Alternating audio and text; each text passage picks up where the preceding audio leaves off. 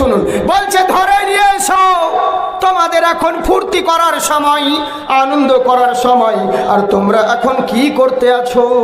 তোমাদের তো এখন আনন্দ করার সময় বাবা, আর তোমরা এরকম করছো কেন? তোমাদের তো এখন আনন্দ করার সময়। তো বাদশাহ দরবার চুপ করে বসে আছে, বলে শোনো বাবা, এখন তোমরা যে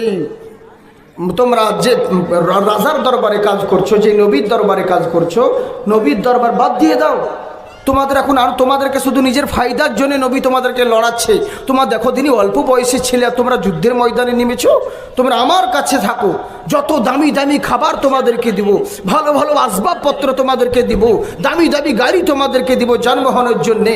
এমনকি যদি বলো রোম দেশের মধ্যে সুন্দরী মহিলার সঙ্গে বিয়ে দিতে, তবু আমি তোমার কদমে হাজির করে দিব। তোমরা শুধু আমাদের দলে থেকে যাও, জয়েন করো, নবীর দল বাদ দিয়ে দাও। যেমন এই কথা বলা বুঝেছেন, আর তেমনি ওই তিনজনের মধ্যে বড় যেজন ছিল একদম চিৎকার মেরে বলছে, এই বাদশা খবরদার। বলে কি হয়েছে? বলে মুখ সামলে কথা বলবি। বললে কেন?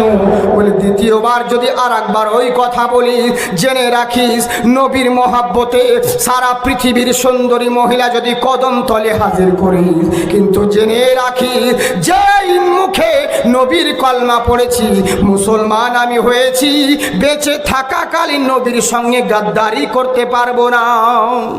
যে মুসলমান হবে কখনো গাদ্দারি করতে পারে না, বুঝলেন? কিন্তু আমরা হচ্ছি মুসলমান, নামকে বাঁচতে মুসলমান, মুহূর্তের মধ্যে কথা চেঞ্জ করে দিই, তখনই এক কথা বলি, তারপরে আবার আর এক কথা বলি, বুঝছেন? একবার মহব্বতে দরুদ পড়ুন, আল্লাহুম্মা